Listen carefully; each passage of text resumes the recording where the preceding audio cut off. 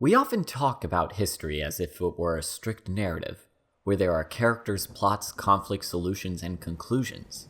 Though in reality, it is often more like an ocean, in which people, events, movements, and entire cultures flow in and out from one another, to the point where distinct beginnings and endings are seldom defined, and events almost never play out in any standard narrative progression. Like the waves of the ocean, history is often marked by an inevitable rise and inevitable fall. Likewise, when we start applying dramatic tropes to history, it can often lead us ignoring the most complicated, ambiguous aspects that come to define these events. If we were to classify historical events into genres, the Revolution would have so many tropes it could be considered pulp fiction. The oppressive governments, tyrannical leaders, scrappy rebellion, ahead of their time visionaries, the well-earned victories, and prosperous aftermaths. We love hearing stories about rebellion because it often is dramatically compelling to see an ideologically correct person overcome great odds to best an incorrect system. Though what if you were able to strip away these layers of myth-making, admiration, and idolization that is often applied to such figures? All that would be left are flawed humans who saw systems in their world that needed to be changed. Despite this, we as a culture are fascinated with the concept of a rebel, where we often glorify systems of oppression that have flown under the banner of rebellion, where we have struck out to rebel against systems that have been seen as societal goods, and more stories have been putting the messy concept of rebellion into the sanitized realm of fiction. Which brings me to my favorite representation of a rebellion.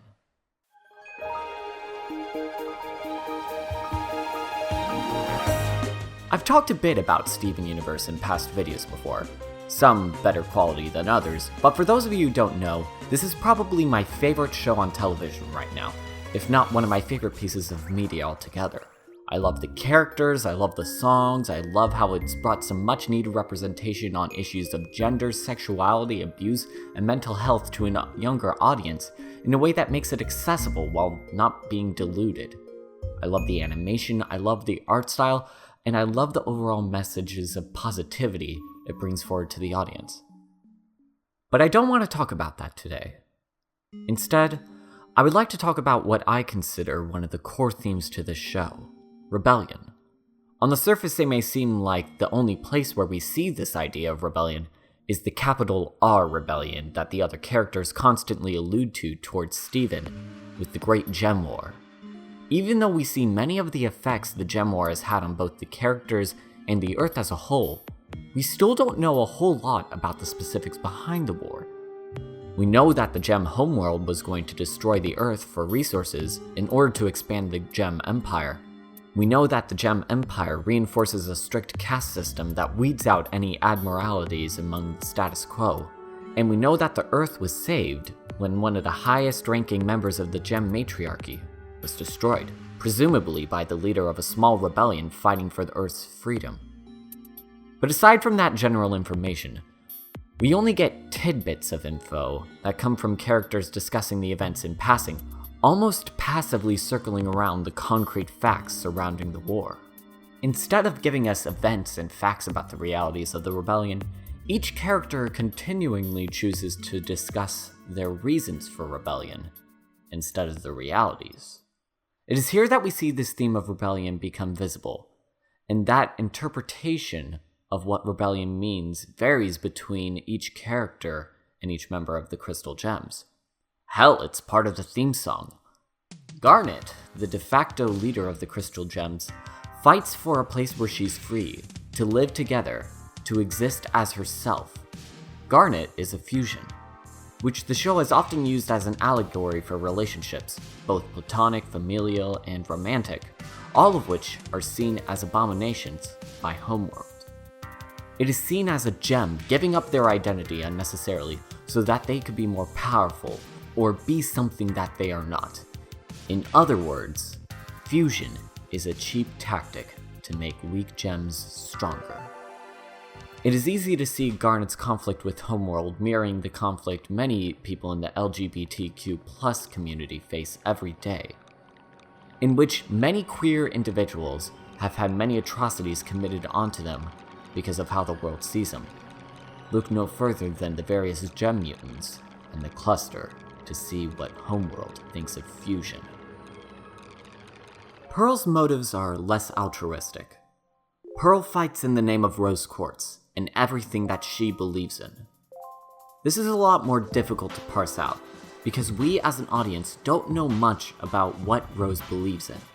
We know that she saw life as precious, and she saw that the Earth needed to be protected, though at the same time, Rose was known for being somewhat callous and ambivalent to the plight of individual lives on Earth, particularly humans.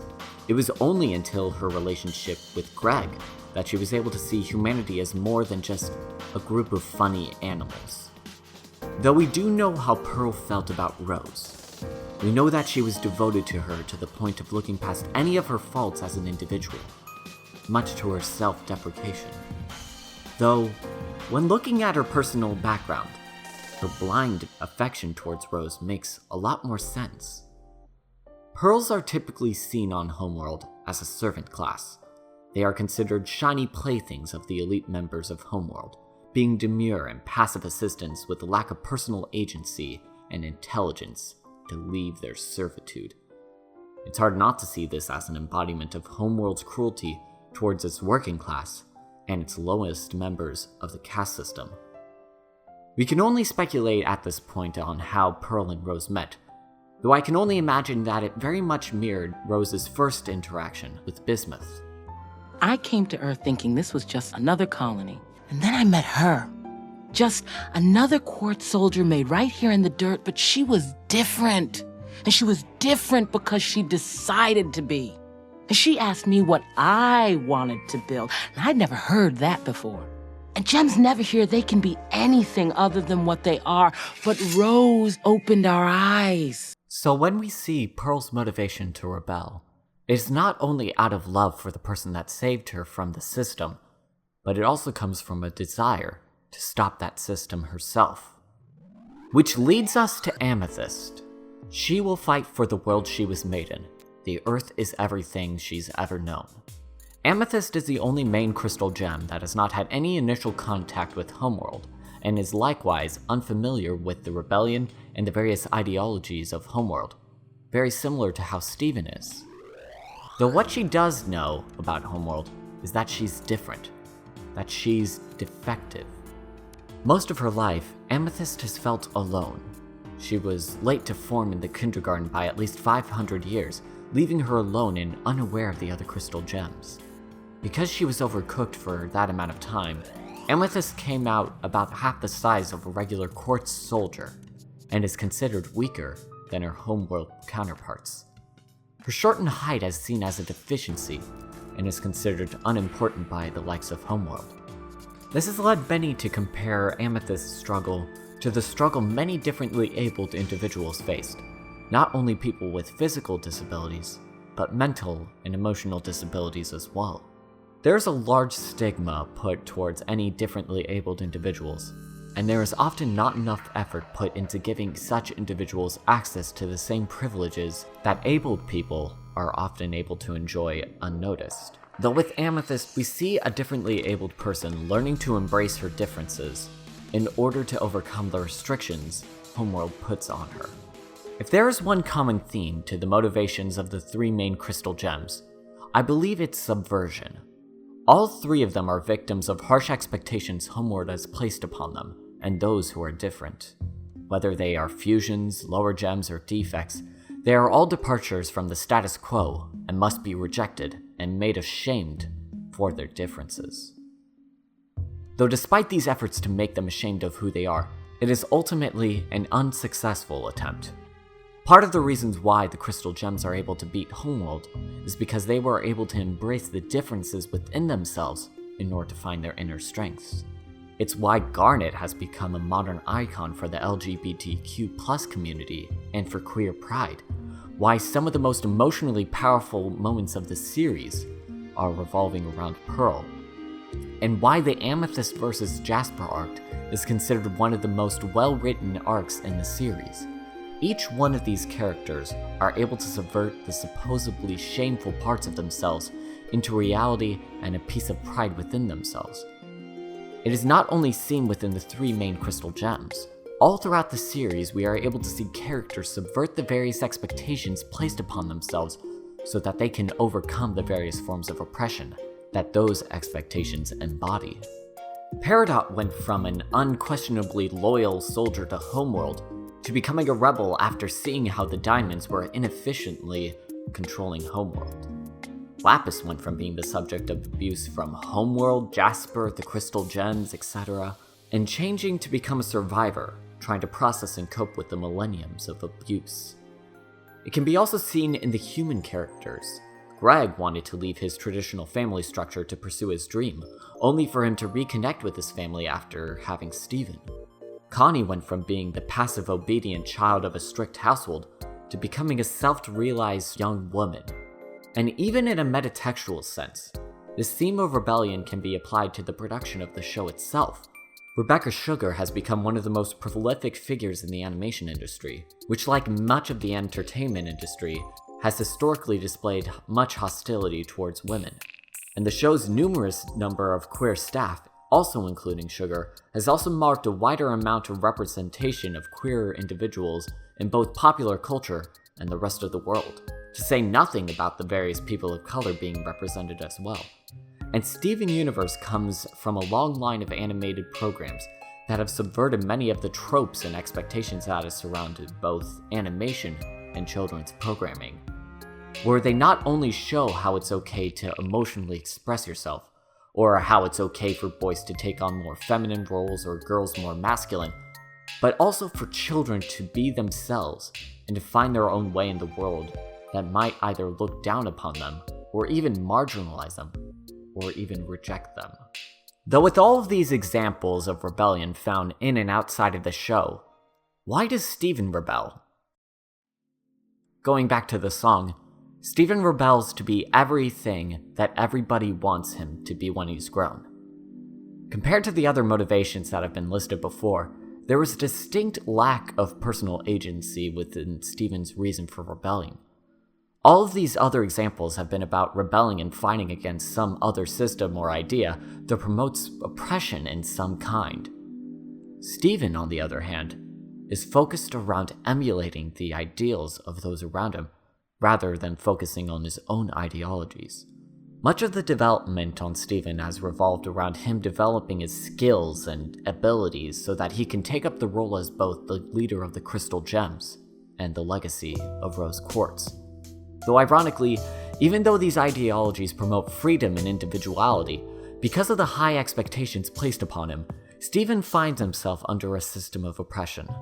Though it's not a system that actively sets out to harm him, rather, it has a noticeable toll on his own personal development. Not only has he gone through a gauntlet of trauma, but he has also developed a sort of martyr complex out of the guilt for not only the people he failed to save, but for his conflicted desire to maintain Rose's legacy. Though just like the other people in his life, Steven grows over time to rebel against this system. Much of Steven's development is centered around him rebelling against the Gem's wishes in order to better communicate and empathize with those around him. Lapis, Centipedal, Peridot, the Corrupted Gems, the Rubies, the Watermelon, Andy, and all of the other Homeworld gems he's encountered. He was able to reach out to those around him because he went against the Gem's initial hostility to most things unknown. All his life, Steven has felt disconnected to his mother and has come to terms with living up to her name. Much of Steven's character development has been centered around finding alternate solutions to ideas and problems that Rose Quartz could have never anticipated. So, when Steven is expected to be like Rose, he's mirroring this same progression of rebellion from everyone around him and learning what it means to be himself.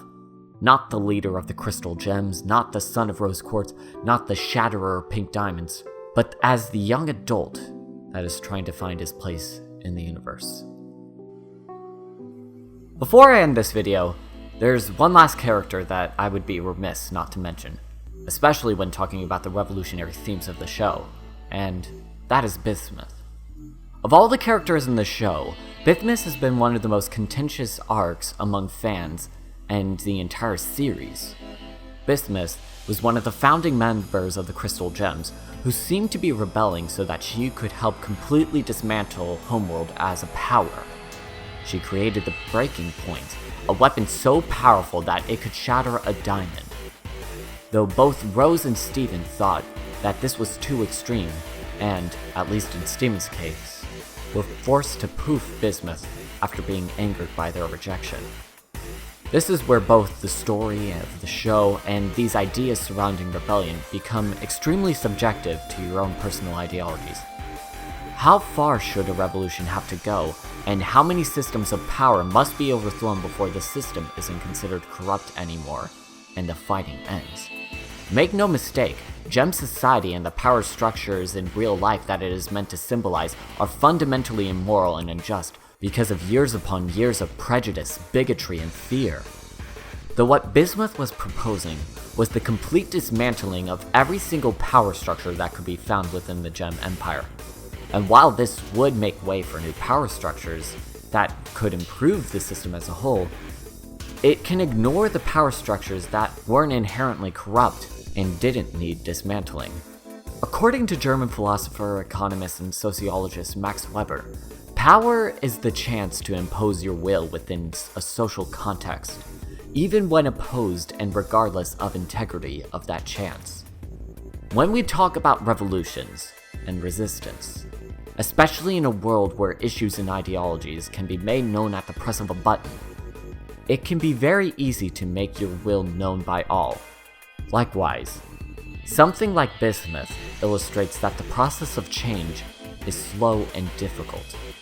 With all due respect to Bismuth apologists watching this video, say Bismuth was able to take the fight to Homeworld and use the breaking point on Diamond and free all Gemkind from their grasp. What then? What would they do in order to fill the cosmic level of a power vacuum that is left in the Diamond's absence? Even if the power structure is corrupt and unjust, there is very little that can be done to completely reform every single government system that is put into place. One of the darker sides of our romanticized perception of both history and the concept like rebellion, illustrated by Bismuth, is that our perceived expectations of a dramatic revolution show us that while oppressive systems are corrupted and need reform, it doesn't change that many of those systems are necessary for maintaining a constant and safe structure of power for both its citizens and those who would become the new authority on those laws. Going back to my introduction on history, like many things in this world, there are rarely any concrete and concise narratives that can be assigned in history. And while we tend to glorify the prospect of rebellion, the actual execution of imparting change is a slow and painful process. Though the key to turning that process into widespread change is to prop up the systems and ideas that already do work, to subvert and abolish those that don't. Rebellions don't just occur on a large political scale. It also happens when you individually address the injustices that you encounter in your everyday life, much like each character in Steven Universe individually addressing their own systems of oppression.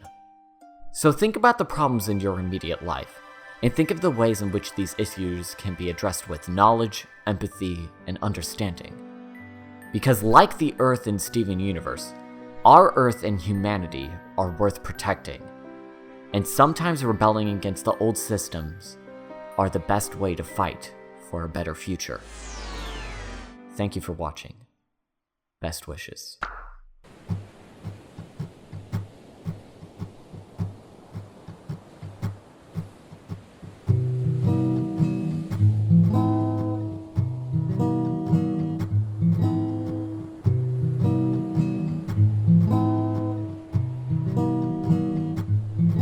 I guess I'll have to face that in this awful place I shouldn't show a trace of doubt.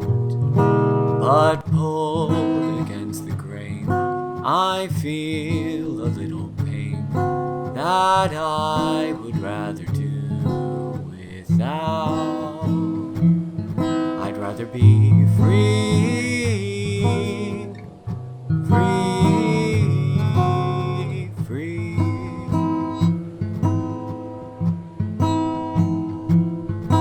rather be free.